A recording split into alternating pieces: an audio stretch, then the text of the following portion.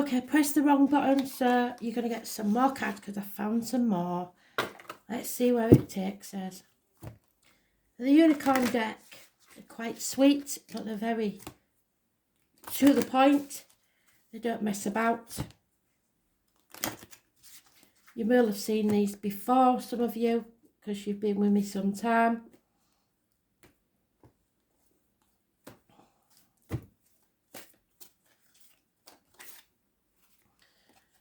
Let the night sky console you, and let the ancient star constellations guide you.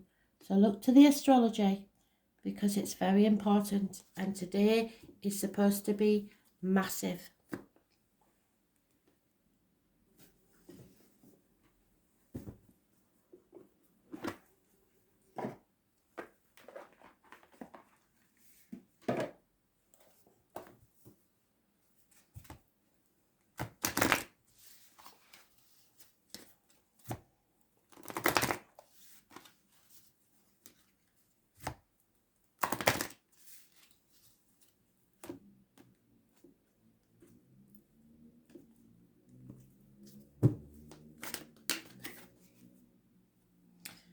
It's about the body, so you must look after yourself.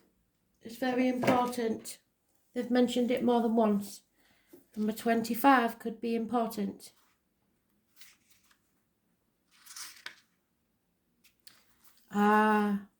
This is the equivalent to the Fool. So feel the fear and do it anyway. You are about to begin a new part of your life, a brand new journey where you may be asked to leave everything you earn behind. And it's the traveller that begins his journey at the beginning of the tarot. It's those born on the 22nd, living or past it for your diary and address. That's massively important in a positive way. It's the Dick Whittington card. Do you remember? Everybody laughed at him, which is where we started. Worry about what other people think. But he ignored them and he went with his heart and he followed his heart and he felt the Fool when he got to the streets of London and they weren't paved with gold, but he followed his dream and still became the Lord Mayor of London. So now is the time to move ahead with confidence. You are not the perishable body, but the eternal self. You are rising. This is rising over the eastern horizon at the time your chart is cast. So maybe you need to look at your rising sign today for a message. It's also called your ascendant in your natal chart. Like the sun and moon, the first house is one of the most important parts of the horoscope. The first house represents your physical appearance, how your body works and where your strengths and weaknesses lie. It is the beginning of everything. The first house is also the mask that everyone else first sees. Although the first house is a house of self, it is also the persona that you project. It is how you relate to the world first. If the first house card is present in a reading, it means that you will soon be feeling your own strength. Although it may feel natural just to take over and assert your power, you may need to pull back some. Try not to control or dominate certain situations, as this could backfire. You need to take a rest and time out.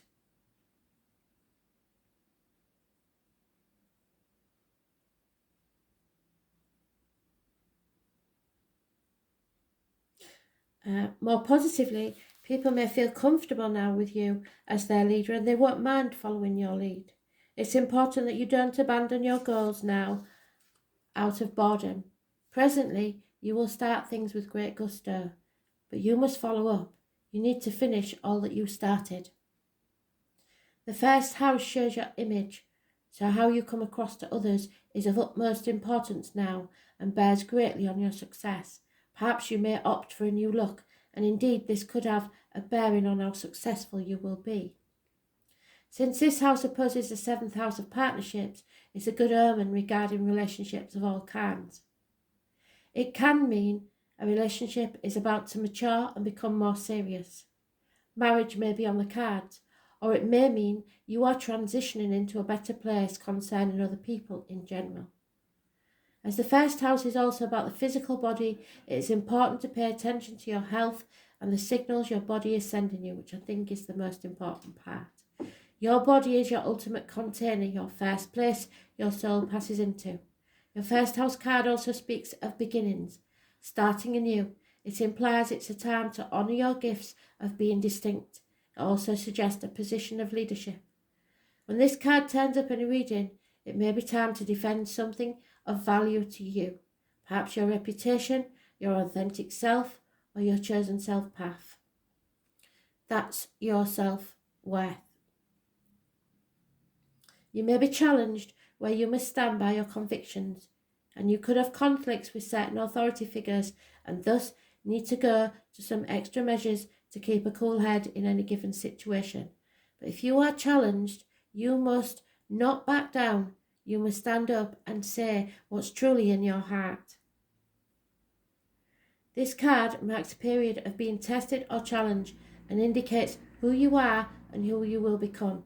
Because if you don't have self-worth, stand up for yourself and speak your truth. What else have you got? What must soon be faced and met is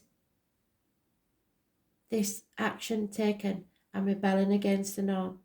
All in all, the first thing to consider with this card is how healthy you are and your stamina, then your role as a leader, or just you as a person who is about to start something very significant in their life. So a brand new start after chaos. There may be an argument and you have to speak your truth. No more lies. And now we'll go for the goddesses. Last one. I think we've got the story, haven't we? There is about to be something of a shock. And you have to be true to yourself or forever stuck. Now is the time. If you're ever going to speak, speak now or forever hold your peace.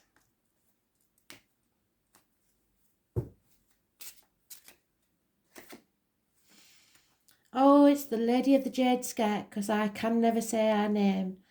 Calqueutlicue, Mexican goddess of fresh water. So maybe a water sign female. Calqueutlicue. There she is. So,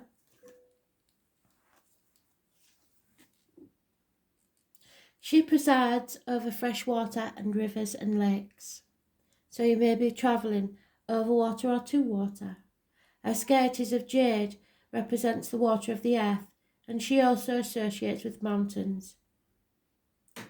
This is a new beginning, a birth, a blessing, a cleansing, preservation, exorcism of old ways and old things that are toxic, which we've had in the read, toxic situation, casting out evil spirits and restoring balance and flow in your life.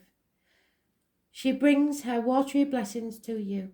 She casts out bad spirits in the form of bad moods, negativity, and carefully nurtured old complexes.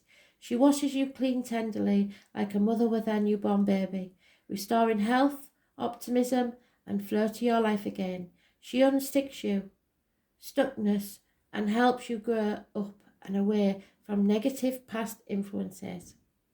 She knows that change is the essence of life, and nothing is ever going to be the same. Drawing her card tells you the time has come for you to grow.